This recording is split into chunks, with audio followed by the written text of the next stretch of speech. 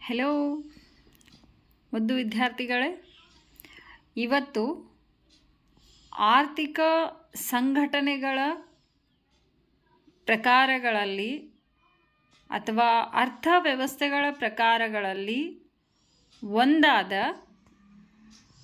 ಮಿಶ್ರ ಅರ್ಥವ್ಯವಸ್ಥೆ ಬಗ್ಗೆ ಅಧ್ಯಯನ ಮಾಡೋಣ.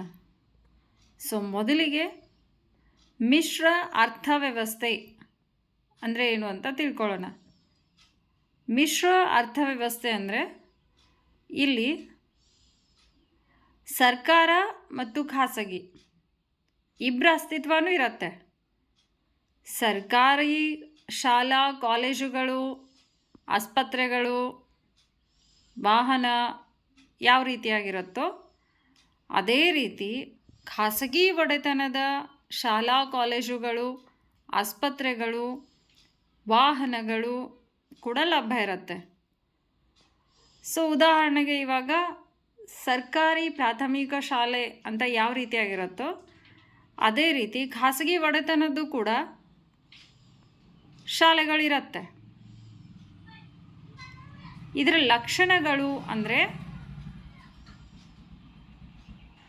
ಸರ್ಕಾರ ಮತ್ತು ಖಾಸಗಿ ಇಬ್ಬರ ಅಸ್ತಿತ್ವ, ಅಂದರೆ ಸರ್ಕಾರ ಮತ್ತು ಖಾಸಗಿ ಎರಡೂ ಒಡೆತನದ ಇರುತ್ತೆ. ಎರಡನೇದು, ಮಿಶ್ರ ಅರ್ಥವ್ಯವಸ್ಥೆಯಲ್ಲಿ ಸರ್ಕಾರ ಸಮಾಜಮುಖಿ ಸೇವೆಗಳ ಉಸ್ತುವಾರಿಯಾಗಿರುತ್ತೆ. ಮೂರನೇದು, ಖಾಸಗಿ ರಂಗ ಲಾಭದ ಉದ್ಯಮಗಳ ನಿರ್ವಹಣೆ ಮಾಡಿದರೆ ಸರ್ಕಾರ ಸಮಾಜಮುಖಿ ಸೇವೆಗಳ ಉಸ್ತುವಾರಿಯಾಗಿರುತ್ತೆ.